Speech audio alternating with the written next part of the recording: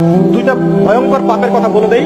এই দুইটা পাপে যারা আসক্ত হয়ে আছে তারা তওবা করে ফিরে আসলে পরেও সারা জীবন তাদেরকে এটা সাফার করতে হবে। কথা বুঝতে পারছেন? তওবা করে ফিরে এসেছেন মনে করেন, তারপরেও আপনাকে সারা জীবন এই পাপের ফলটা ভোগ করতে হবে। এক, মাদকদ্রব্য দীর্ঘদিন সেবন করেছেন, তওবা করেছেন, ফিরে এসেছেন, আল্লাহ হয়তো মাফ করে দিয়েছেন, আল্লাহ পাক মাফ করে দিয়েছেন, বাট আপনি আপনার দেহের যে ক্ষতিটা করে ফেলেছেন এটা পোষাতে পারবেন। তখন আপনি যদি বিয়ে করেন আপনি স্ত্রীকে সন্তুষ্ট করতে পারবেন না। হ্যাঁ।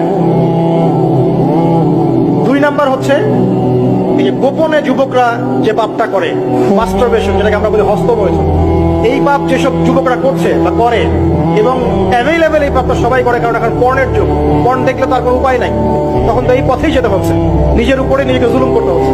যারা হস্তমৈথুন অভ্যস্ত হয়ে গেছে এরা যদি তওবা করে ফিরেও আসে, শরীরের যে ক্ষতিটা হয়েছে এটা পূরণ হবে না। এখানে আপনার দেহের ক্ষতি, আপনার মস্তিষ্কের ক্ষতি, আপনার পরিবারের ক্ষতি।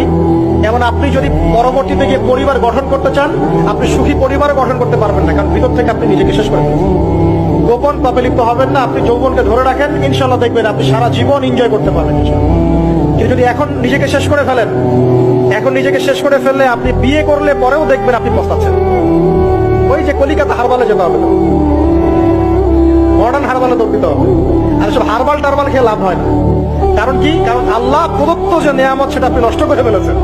এখন এইটা আর আপনি ক্ষতিপূরণ দিতে পারবেন। অতএব জীবনটাকে সিরিয়াস